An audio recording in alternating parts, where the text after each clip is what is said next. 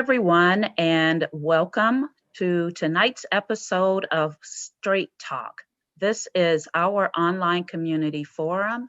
I'm Pam Duncan, and I'm the president and CEO of Metropolitan Development Council.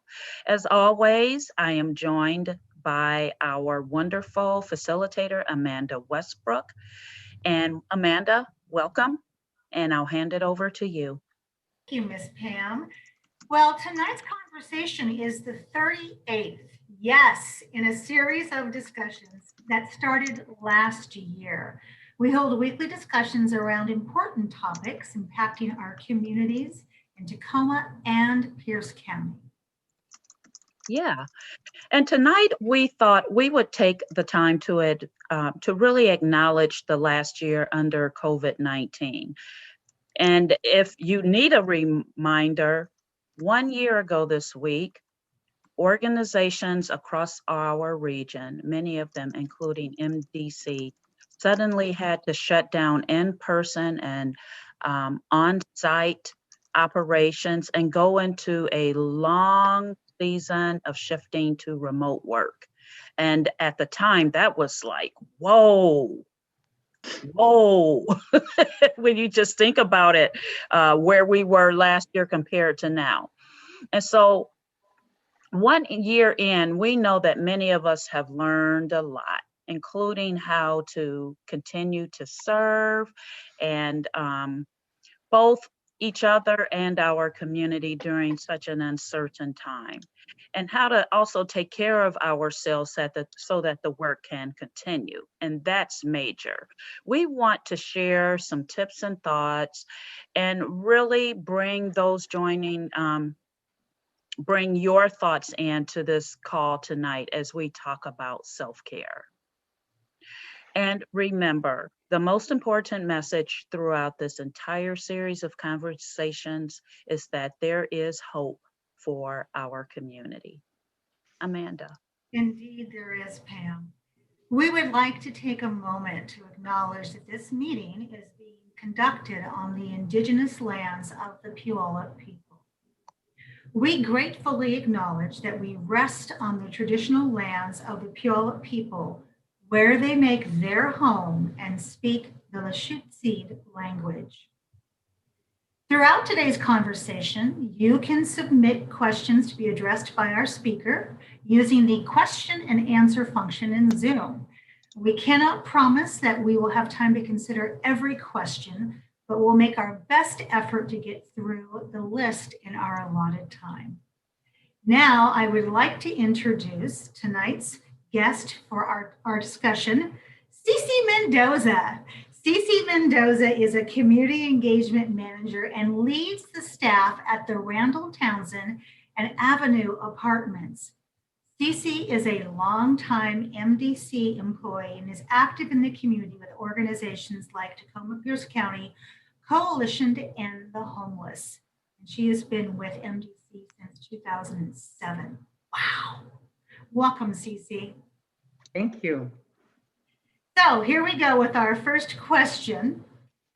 1 year ago on this day, Pierce County entered the day with one known case of COVID-19. 4 new cases were diagnosed that day. Now flash forward to today, and our county has seen 36,979 cases of COVID-19 and sadly 474 deaths. Tacoma alone has seen more than 10,000 cases and 177 deaths. Whew, it's a lot to take in, and we want to acknowledge that what we have all gone through. With that context in mind, let's get started like we do every week with a check-in on how everyone's heart is tonight. I also want to add, so what emotions have you been processing today in your heart? And I'll let any one of you jump in as the Spirit moves you.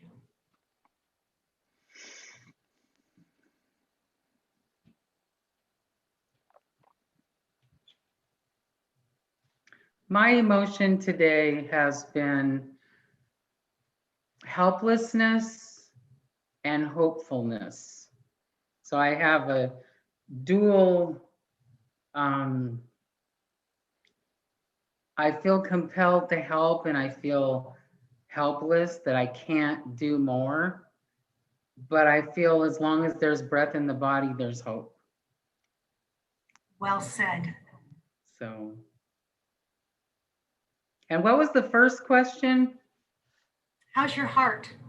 How's my heart? My heart is full of gratitude. I love that.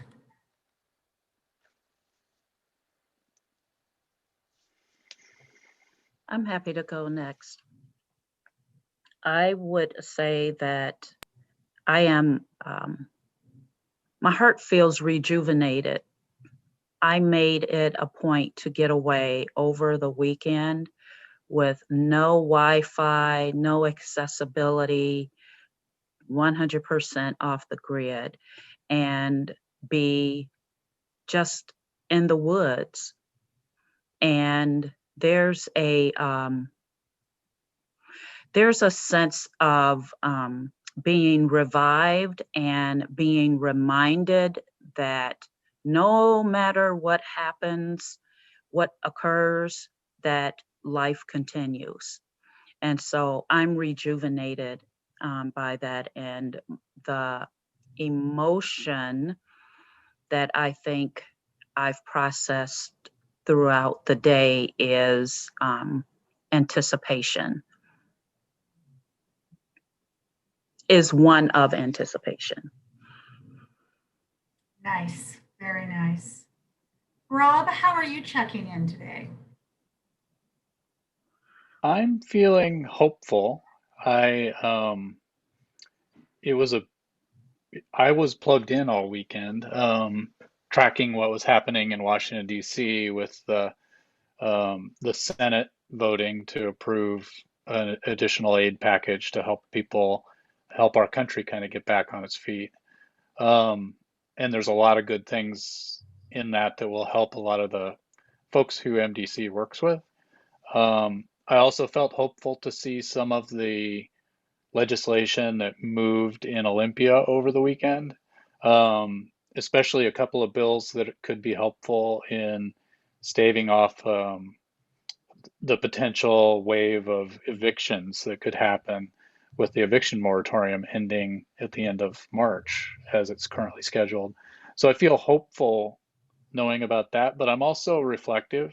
Um, Pulling together the script for today's show and looking back at those numbers that you read off, and remembering some of the feelings from a year ago. um, I'm thankful that it feels like things are a little bit more solid, at least in my mind today, than they were a year ago at this time. There was a lot of chaos then. Um, and I'm hopeful to know that we have more good news in the future with more people becoming eligible to get vaccinated. And I'm very hopeful. Well said, Rob. Thank you. Pam, let's get started with what inspired you to suggest that we tackle this topic tonight. Mhm.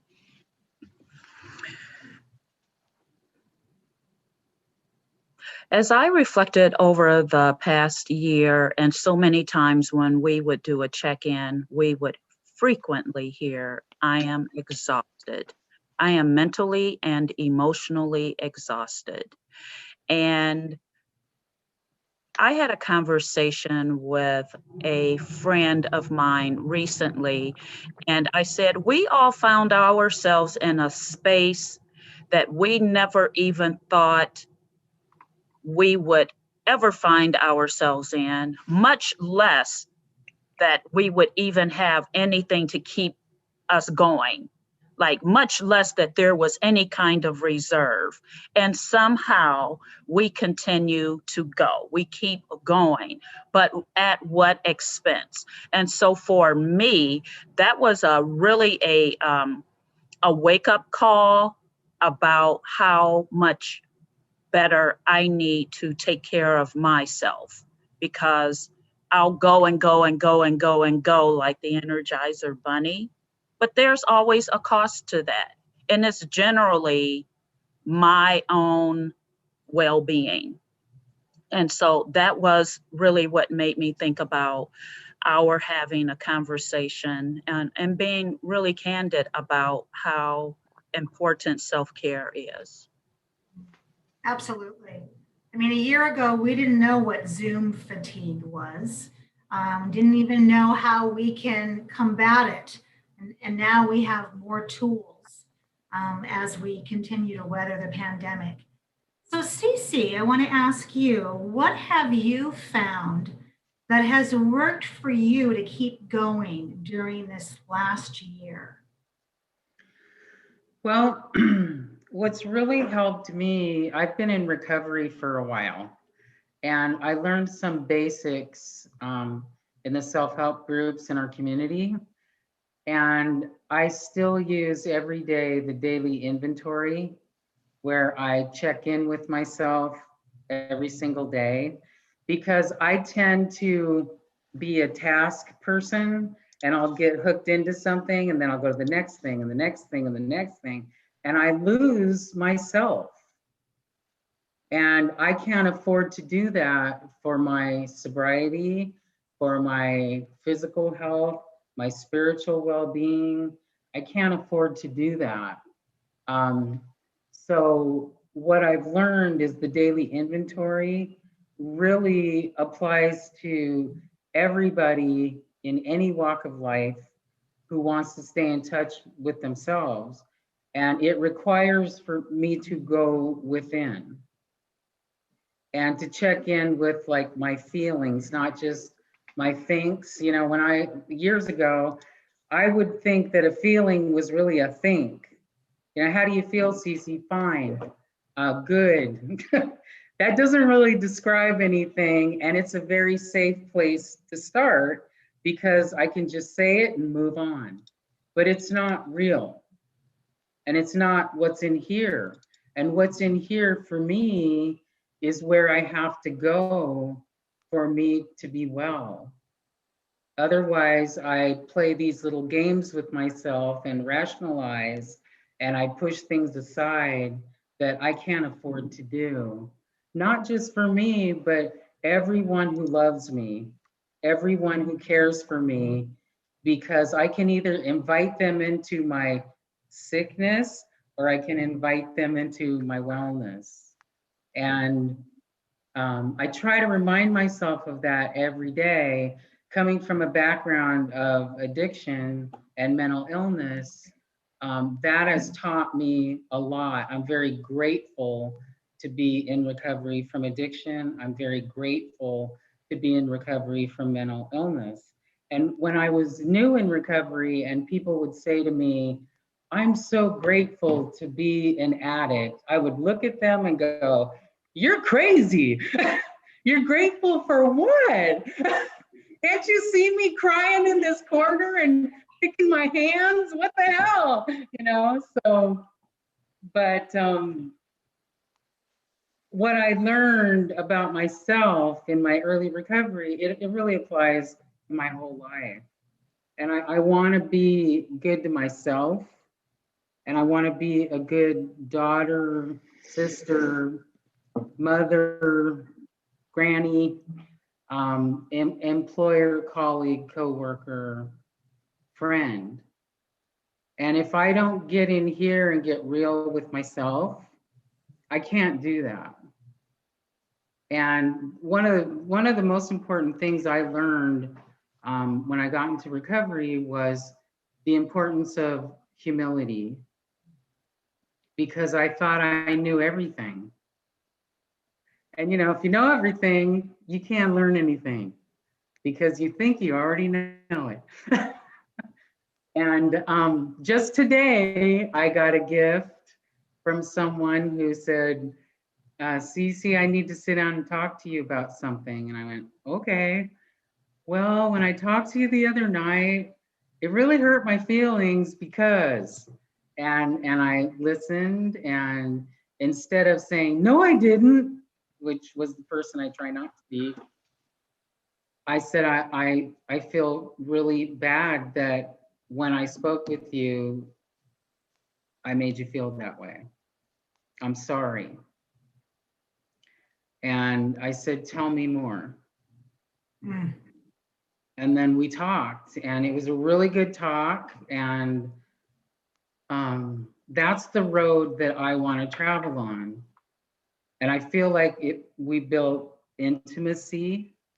And I still stumble and fall. I still hit the potholes in the road. I still, when I get hyper focused on something, sometimes I think I appear like I'm not listening or I don't care, or I'm really abrupt. I'm sure I appear that way. When I get so focused on something, that's kind of where I go. And then I have to get out of that. But I came across that way to somebody, and it was a gift that that person cared enough about me to sit down with me and give me the opportunity to work through that, because that's not what I want to carry around with me. So I consider that a gift. Beautifully said. Beautifully said. From somebody who takes a fearless and moral inventory herself every day.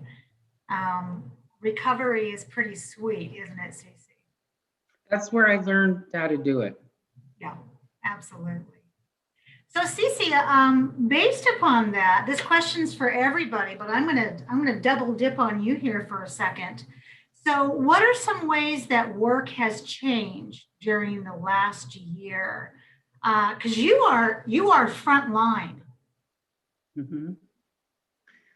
Well, I have to tell you, when it first started, we were all very scared, very frightened, and kind of just looking at each other all the time with our gloves on and our hand sanitizer, and just kind of it was like landing on another planet.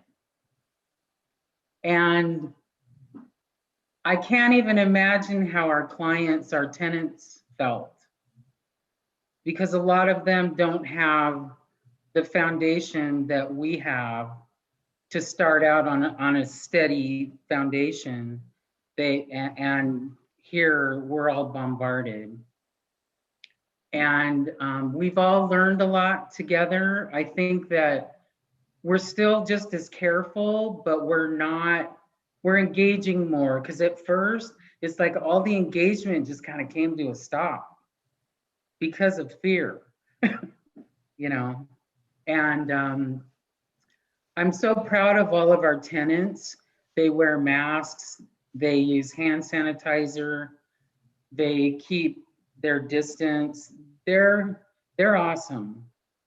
I'm so proud of them all, including our young people at the Avenue.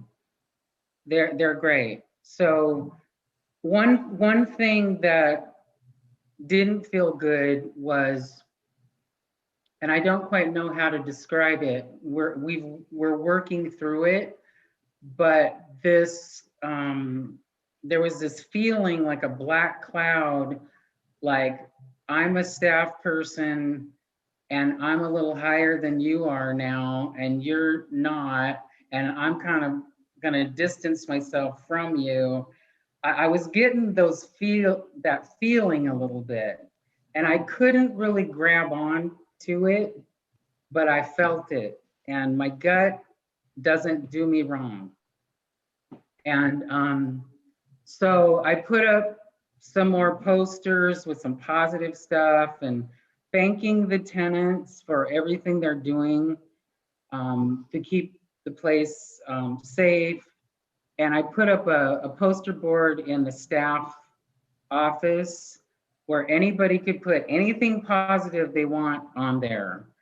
It doesn't matter what it is, no judgment. And so that kind of helped. And it seems like we talk a lot more, and we all are very open about the days when we feel very overwhelmed. Mm. And we talk it through, and that makes it better. So we've gone through those mood swings, the up and down and up and down. At first it was like this, zigzag, zigzag. But I think that we're doing pretty good. Thank you for that, Cece. Pam, with all the plates that you have spinning internally and also being the face of MDC, how has your work changed?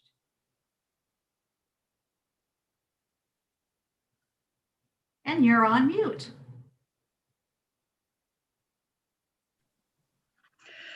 Thank you. Because I think it's a requirement that you do that once a day. I think so Yeah, too. talking on a Zoom call and realize you're on mute. You know, what you heard from Cece, I would echo. And in so many ways, there are things that were amplified because of the unknown. What does this virus mean for the human beings that comprise the team? Because now this is not only about what do we do for our community, but it's also our staff. And how do we ensure first and foremost that everyone is safe? What does it mean to work remotely under these circumstances? And then also at the same time, allow our on-site services, those that are critical to be person to person, that they continue, such as the detox and the homeless shelter and the evaluation and treatment unit and our care management. How do we continue doing all of those things? What will it mean for, all of the questions that every leader of an organization, every business leader was thinking, what does this mean for our revenue? How will that be impacted? How do we pivot? And so there have been so many changes that now there are things that we don't even think about that were brand new last year. Like, okay, we're just going to get on a Zoom call. Last year it was, hey, there's this platform called Zoom. What is Zoom? Or much less Teams and Cisco, all the other things. But now, everyone knows that's kind of the norm now, and it's not necessarily having the coffee meetings face to face like we used to have, Amanda. So again, in so many ways, there are just day-to-day things related to leading an organization that have changed. And what has not changed is that I must lead the organization. That expectation has not changed. And nor has the expectation of any of the faces on the screen right now. The expectation is still there. It's just a matter of how do you do it now. Mm-hmm. Beautifully said, Pam. Beautifully said. I look forward to those days when we can have our lavender oat milk lattes again. Rob, you are the Director of Advocacy and Communication, and you cut your teeth for years on the city of Tacoma. Did it beautifully. It was seamless and flawless. Did you ever think that you would be in charge of a message like this? And how has your work changed? So oddly enough, the question of did I think I'd ever be in charge of a message like this, I actually, that part I was not surprised by. And part of that was because of the role that I had when I did work at the city of Tacoma, and that I'd had and work that I'd done since then, incorporated things like training to do communications in a communications center around a natural disaster or terrorist attack or those kinds of things. So communicating tough things was not really something that I was unaccustomed to because of training. Obviously, living it was different than just going through training exercises. Um, but it's been the functional way that the work gets done that has maybe been more surprising. Um, Doing remote work for me has not been all that unusual. Years ago, before I worked at the city of Tacoma, I actually did online work for a decade. Um, so worked remotely, worked with people across the country and around the world that I was managing on the internet. So doing remote work itself was not odd, but doing remote communications, especially trying to reach out to targeted audiences when everybody is scattered, that has been an adjustment. And then the work that I'm doing now, where I'm spending more time focused on advocating and interacting with lawmakers, state legislators around issues, that is very different um, under the COVID conditions than it ever would be, where in-person conversations are the heart and soul of shifting people's votes, how they're thinking about issues. So yeah, this last year has been a lot of learning, a lot of adjusting, and in terms of self-care, learning to let go that um, the work's going to be there tomorrow, and you really can't do it 24 hours a day. Yeah, very well said. This question's for all of you. What steps have you taken to be trauma informed in the way you interact with people, clients, and coworkers during this time? And Cece, I'll start with you first. Well, the steps that I've taken over the last year is every time I've had the opportunity to do a webinar on trauma-informed care, I do that as a refresher. And I started digging into the book again, Trauma Stewardship by Laura Vandershoot. I love that book, and you can't read it too many times. So those are the things that I've done. Kindness is so important to ourselves and everybody else. Being kind. I've noticed that the more fear accelerates, the more people try to grab and hold tight. And kindness and listening, active listening, kind of opens that up. And that's really important.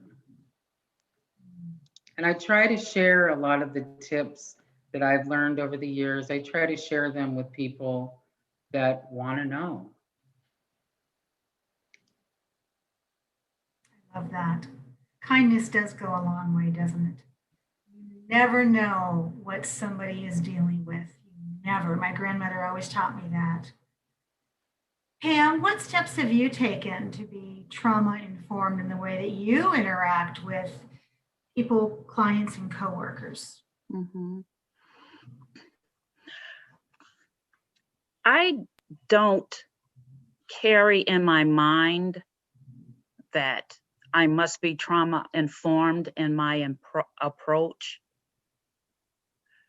I seek to first acknowledge the humanity of others, and just as your grandma said, be aware that everybody is carrying a load. If people tell you they're not well, I think everybody's carrying something. Everybody's walking through a space, or like my former pastor used to say, you either going up the mountain or coming down the mountain. So I always am intentional about asking people how they are doing. And that was kind of how we got to this part of our conversation where we open up and you say, how's your heart? And we just allow people time to reflect and answer, because I think that's so important. And just like what you both have already said, Cece and Amanda, how important kindness is. And in order to be good at being kind, I think it's important to be kind to yourself. And that's what I've been working on, because I have not really been taking a trauma-informed approach with myself. I've just, going, and going some more. But that's not being kind to myself. So that's where, when you ask about a trauma-informed approach, just like I want to know how other people are doing, when I ask, how are you doing? I really mean it. I want to know how you're doing. I am being intentional about myself and checking in with myself and to know how I am doing. Pam, that's one of the things of many that I love about you. When I first met you, I noticed that when you ask, how are you? You then just stop and you focus on that person and wait for the answer. It's not, how are you? And let me tell you how I am right after that. And it's a beautiful way that people feel seen, which is a part of that kindness of seeing. Rob, for you, when you think about how you interact with people and clients and coworkers, what steps have you taken to either be trauma informed about yourself, and especially when you're dealing with communication, internal or external, if you run into somebody who is in the middle of a trauma? Yeah. Well, I'll admit, I don't think I've necessarily thought that much about taking care of myself, and that's an issue that I need to deal with. Um, those who know me know that I I work out every day to try to clear my head. So in that way, I try to take care of myself. But in the work setting, I typically, just like Pam described, go, go, go has been kind of the approach. Um, and so what I've done to try to be responsive is to try to make myself take a breath, slow down, um, not assign motives to people's emails or their comments, if somehow it's triggering for me. And also there's been a lot of talk in amongst peers who do advocacy work around recognizing the kind of cumulative cognitive load of the trauma that we're all experiencing, and recognizing, now more than ever, that being trying to take a very simple human approach to things like communication and advocacy are even more critical, because people just have so much going on. Um, so that has been what I've tried to do, is to slow down, to recognize that people do have a lot going on right now, and that it may be more difficult to communicate and have people understand, simply because of everybody's lives being chaotic. Yes, very well said. So, for this group, have you talked with family and friends about the impacts of living through these times, or offered any advice for how they might take steps to take care of themselves? And I think about UCC with your tenants at both properties, and how open and how positive you are. I would imagine that people are drawn to you and want to know, why are you so happy? What's your secret? Well, I'll disclose to you that before I got into recovery, people would ask me all the time if I was mad. Oh. And even as a child, from the trauma I experienced as a child, I got that question all the time. And so apparently I looked angry a lot. And I was in a very dark place. And I don't want to be that person anymore. And I'm the only one who can change that. And so every day I wake up, not only do I do my feelings check, but I also say an affirmation every morning before I get out of bed. Um, and that's how I start my day, is with an affirmation and something I'm grateful for, because that's going to set the tone of my day.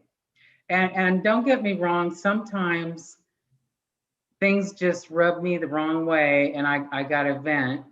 And I'll call someone and say, hey, I got to vent, or I'll go sit in my car and turn my stereo up really loud and sing my guts out.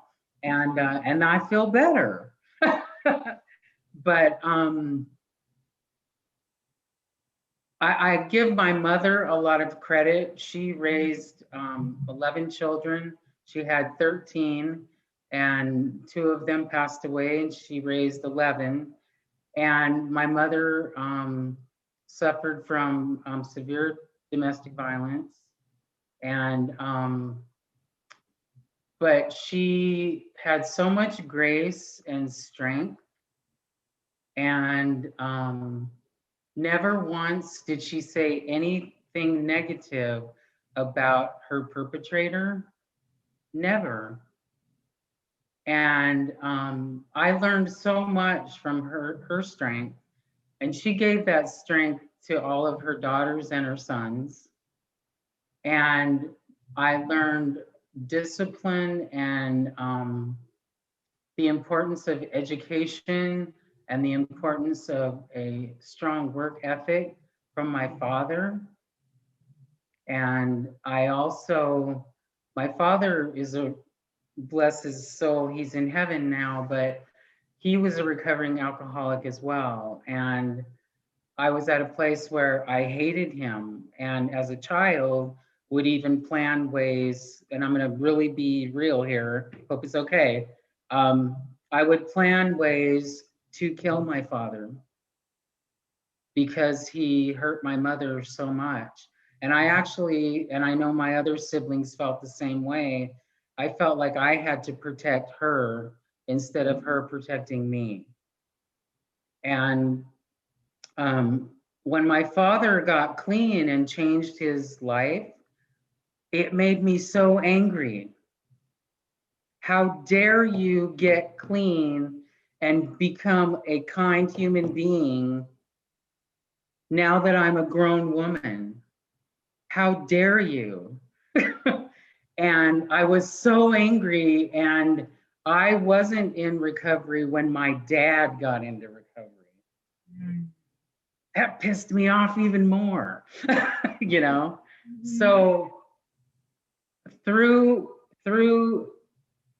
the challenges I've had in my life and the strength of my family, whether they were struggling or victorious, I draw from that every day to be happy and to be grateful, because I learned so much from when my father was sick and when my father was well.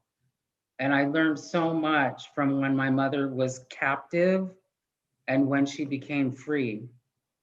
I learned so much from both of them, and I love them both so much. I'm getting warm right now. I am the product of what is the greatest things about those two people. I'm the product of that. And if you met my other brothers and sisters, I'm sure I sound biased, and I am, but they all have this energy about them. You would know that's my brother or my sister. You would know it. Plus, we all have that Mendoza thing, you know. But that's where I get my strength. And when I am in fear is when I'm most likely to want to revert back to my old ways that were comfortable. I'm getting to the age where I've been living in wellness about halfway, just about the same amount of time in illness as I've been in wellness. So before, in the beginning, it was really cattywampus, you know, but I would not trade, you've heard this before, I would not trade my worst day in recovery for my best day in my illness. And, you know, I make mistakes all the time, but I'm not afraid of them and they don't define me. And I don't feel like I have to defend myself because I feel safe. And that's another offshoot of my recovery and my wellness. I don't hang with people that I don't feel safe with. And I'm not talking about people with mental illness and weapons. A lot of times my husband says, "You did what?" You know, sometimes I'm just out there. But anyway, it's people that are negative, negative, negative and want to destroy. I don't spend a lot of time with people like that are in that. I don't hope any harm comes to them. I pray for them, but I can't spend my time with people that are bent on destroying. Some people, I learned this in recovery, I have to love from a distance. And it takes a lot for me to get to that place, but I cannot sacrifice myself for somebody else. And I have relatives that I love from a distance. And I'll write them letters and now we can Zoom, but I don't hang with people that are there. I'm always open. If they want help from me, I will do whatever I can. If they need resources, if they just need me to listen, I will do that. But I have to be really careful. So, Cece, you've given us some incredible things to think about. And gosh, I wish I could meet your brothers and sisters because I imagine they all have the same kind of smile as you have as well. Pam, you interface with lots of different people all the time. And I would imagine you've got family and friends who are asking for advice on how to take care of themselves. You've got people coming to you saying, you know, this is all too much. It's gone on for too long. How do you handle that?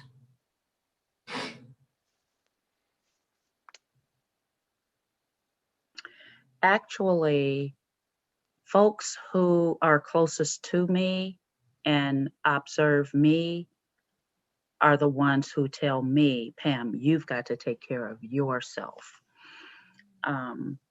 People know that in terms of the information I have about the pandemic and what's going on and things like that, people come to me and ask me about those things.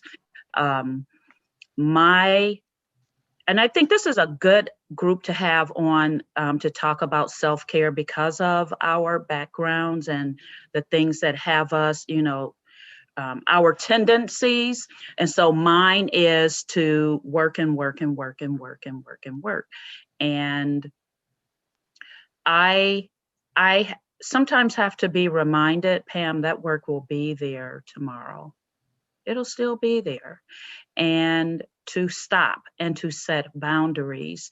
And so instead of people asking me, you know, about self-care, I'm glad that I have folks around me who care about me to remind me to just, you know, hey, if this is a day you need to take off, or if you need to just go do something that you enjoy, go do it. And so that's what I would say to other people as well.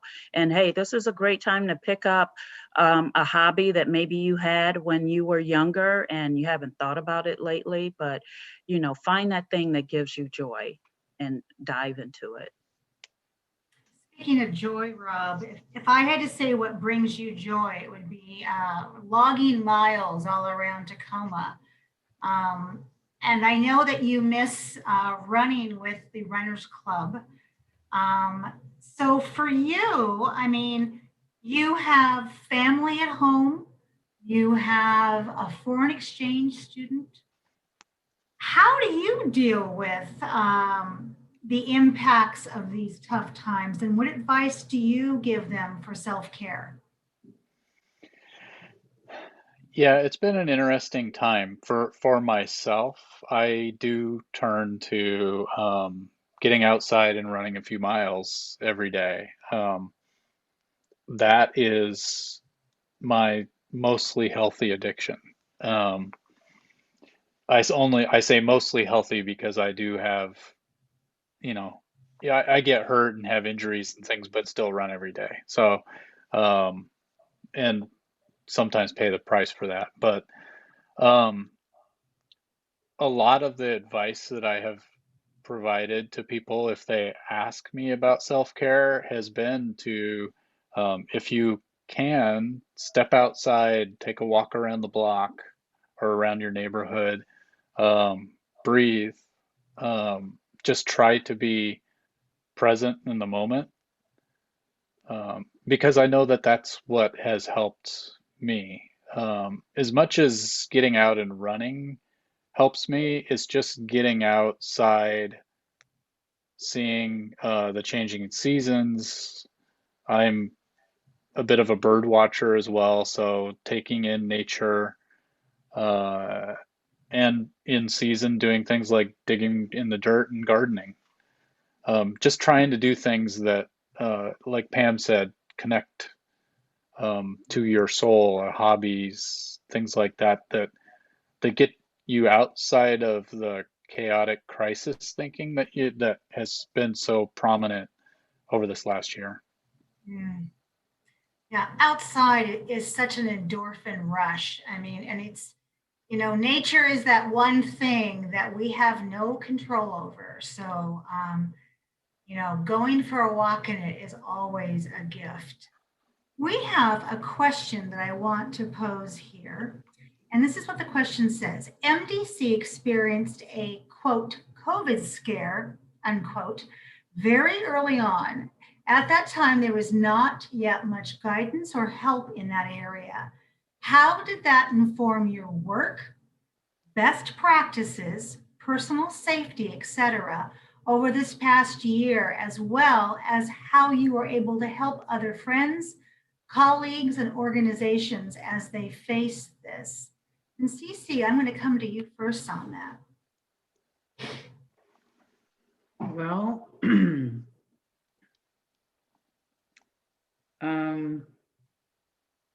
can I pass and let someone go first on that one? I'll have Pam jump in on that one because I'm sure Pam is very familiar with that day. Yep. It feels like it was just about a year ago today. March 9th. Yeah. It was scary. And so there were no protocols in place. And the first thing I thought about was, we have to sanitize everything. Okay, forget about the fact that as soon as the next person came in ill, everything that you just did,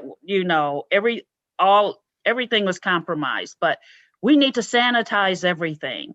And in order to do the level of sanitizing that I felt was necessary, we just told everyone, go home. We needed to close everything we could close and sanitize.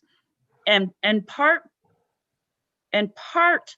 the reason for sending everyone home was that I didn't know, like, if we used, I know there are folks who have sensitivity to chlorine or just to the smell of Lysol.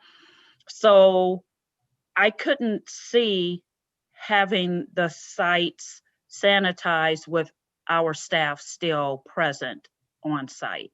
And then for me, it just really elevated the need to pay attention to the news and learn as much as I could about the virus. And that was how we became acquainted with David Hirschberg and learned so much about the virus itself, how viruses act, what are the critical things to do in order to keep ourselves safe. And there are things that we could do. We learned so much about, who knew, hand washing, 20 seconds, make certain you do it. So I bet all of us had hands that, skin was just cracking and peeling, especially early on. So those were the kind of things that right from the beginning that we learned about, and also shaped the decision making about what we do moving forward, and why I knew that we weren't going to go back into the office as soon as so many other folks thought we would. Yeah. Rob, you were there for that. What would you add in terms of what you learned about those best practices and how you communicated them to the rest of the organization? Yeah, especially very early on there was a lot of on the fly learning taking place. And I was a very frequent visitor to the Tacoma Pierce County Health Department's website and going through all the CDC protocols and Washington State Department of Health protocols.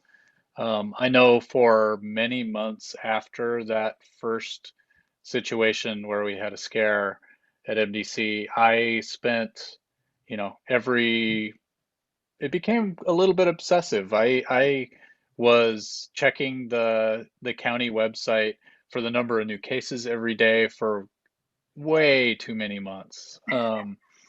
Checking the Seattle Times page where they would do all the COVID updates in kind of a blog style every day. They still do that today. Um, I'm in a healthier place and don't spend all of my time reloading that page during the day. Um, but in terms of how it guided the work, uh, it was it was helpful to be able to absorb all that information and try to convey it internally to our staff, and then also to kind of think through the issues of how each step that we were taking was going to impact the service that we provided in the community, and the best ways to like maximize those services while keeping everybody safe. Yeah, boy, and that's a lot to keep going. That is a tremendous amount to keep going. And in Hey, addition, Amanda, yeah, I just want to jump in and say something to what Rob said. So there was almost like this, the tracking became religion, like to see what was going on in different parts of the region and the country.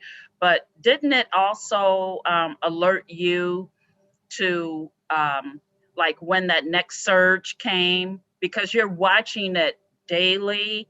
Um, and it also kind of helped to prepare for what might be next, even before things would be announced by the governor. Yeah, for sure. And I think back to that time, how much speculation that we each shared in text messages and things leading up to, the initial stay-at-home order. And um, it was a good reminder that even though it would get very tempting to kind of repeat like something you heard from somebody, you always had to consider the source. You had to be very careful what you conveyed out beyond yourself. And it was another good lesson in like how solid information can be or cannot be. Mm-hmm. mm-hmm. there were so many rumors about how you could catch COVID. It reminded me of some of the AIDS work I did back in the 1980s. I just was like, wow. And it became real clear very early on once we all were sheltering in place. But it was certainly a time of unknown. And in addition to that, in addition to this once in a lifetime pandemic, since 1918, we have talked many times on Straight Talk since these conversations began about the second pandemic, the Black Lives Matter, the impact of justice and racism over the last year. So, how has that factored into how you take care of yourself?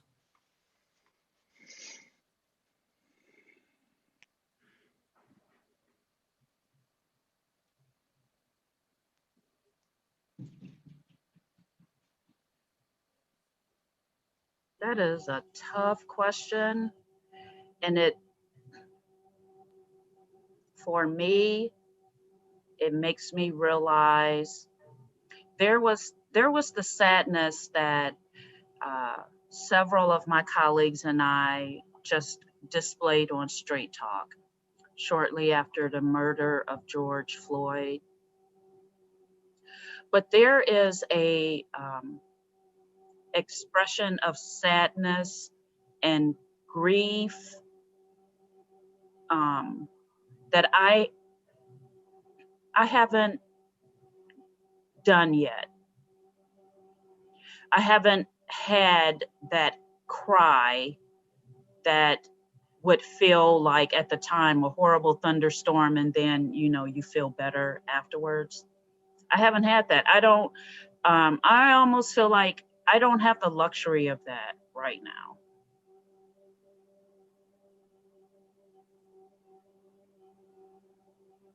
I understand that.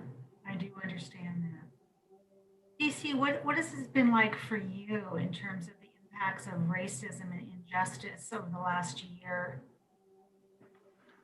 Well, I feel like there's a lot of disparity on the treatment and the resources that are available to people right now. And um, a lot of my staff who are people of color come in and talk about their fears and their worry for their families and the not trusting vaccines and it's legitimate fear, you know. Um, and we talk about it. We try to stay informed.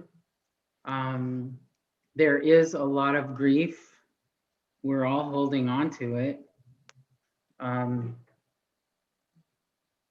I like how Pam said, I don't feel like I have the luxury to have a big cry about that right now. It's kind of like we're all holding our breath because every single day you watch the news and there's something else, you know, it's never ending.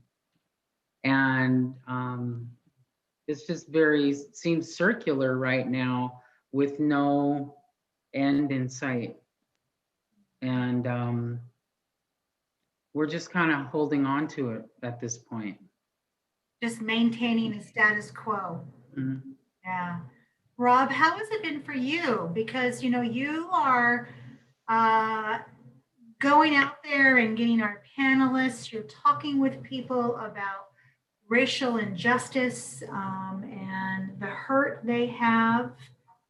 What's it been like for you to factor that into your self care? I it can be heavy, but I recognize that I'm in a position of privilege where I'm not personally impacted as much by all of this, and I remind myself of that and um, remind myself of the responsibility that comes with that privilege and the opportunity to help hopefully make positive change. Uh, it's the last year with the fights for social justice becoming so apparent how where the need is, it's been a great opportunity for me to devote the time to learn more, to become more sophisticated in my understanding, and um, and hopefully be a little bit more empathetic toward those struggles. And I gotta say, I really respond to Cece's comment about that feeling about what now. I mean, really, this is the next thing. And I can only imagine that feeling is much stronger for my friends who are people of color. Um, because for me, I'm seeing people experience it. I'm not personally experiencing it. It's more vicarious. Yeah, I hear you. I do hear you. We open every week of our Straight Talk with the recognition that there is hope in our community. Mhm. Where are you finding that hope right now? Cece, I'll start with you. In the people around me, everyone I come in contact with, I want to know more about you, is what I say. Tell me more about you. Um, Everyone has so much wisdom within, and if we would take that and harness it and be more open to it, there's so much strength. I'm sitting in the community room at Randall Townsend right now. We have 35 units. The people that live here, there's so much knowledge in this building. It's like going boom, boom, boom. And there's humor, there's laughter, there's intellect, there's skill. I just want to stay open to as much as I can, and I hope people will continue to care enough about me to knock me down a notch when I need that.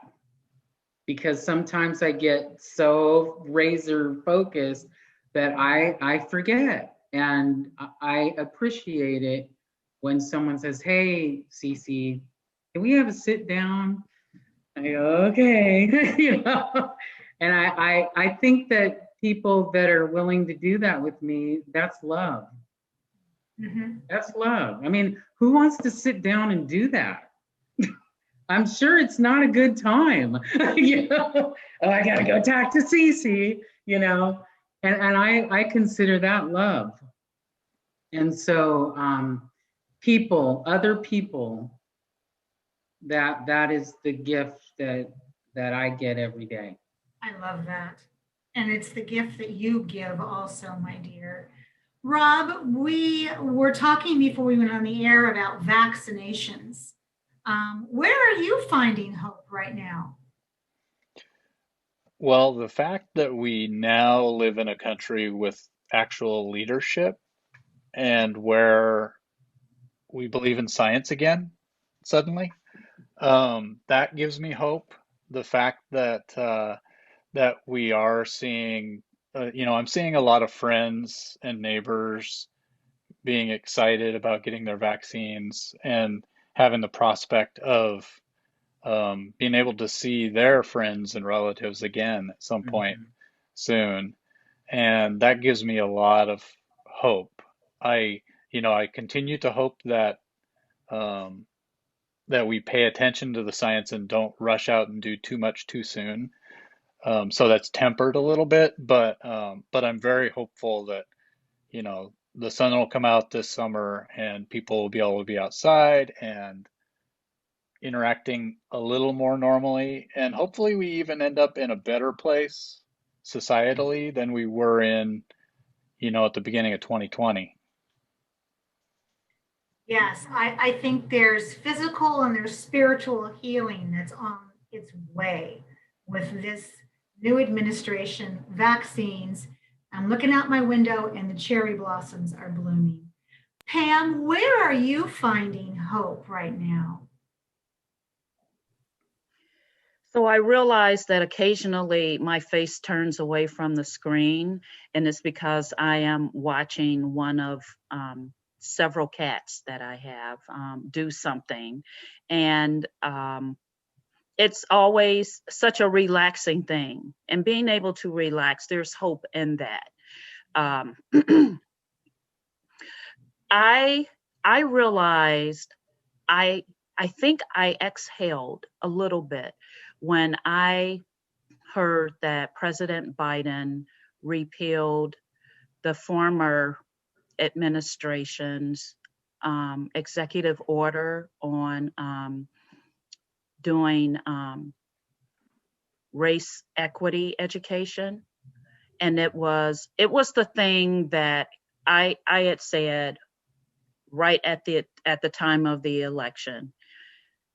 I hope Joe Biden goes in and repeals that executive order. And on what was it, January 19th or the 20th, he did so, and I was ecstatic. And so I find hope in that there are people who realize how asinine, how much of what we have seen over the past, the things that have been illuminated over the past 4 years, how asinine it is. And it's not just the group of us on a Zoom call, who are saying it, but it's widespread, the recognition that things must change. And that gives me hope. I love that. All right, Pam. So every night, every Monday when we close up Straight Talk, I say to you, drive us home and tuck us into bed.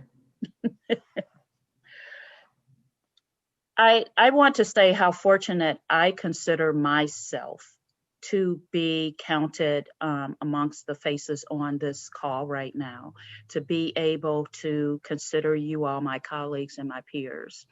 And I want to say to Cece, thank you so much for joining us. Short notice, but you just shared so much of yourself, and we appreciate your transparency and your vulnerability, Cece.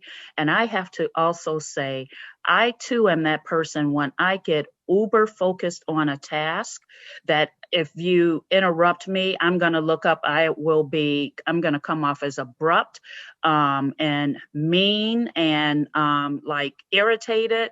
And so to hear someone else say that, I was like, I know just what that means, what that's like. And for me, it's because it just takes so much for me to get focused that I'm putting pretty much all of my energy into it. So thank you for sharing that. And Rob, thank you as well for being on this call. You're on the call every single week, frequently behind the scenes, but you help keep things going. And to also hear about how you take care of yourself, and also realizing, hey, there are some things I was starting to do. I was about to go down a path and become addicted to the health department website, and just like, whoa, pull back.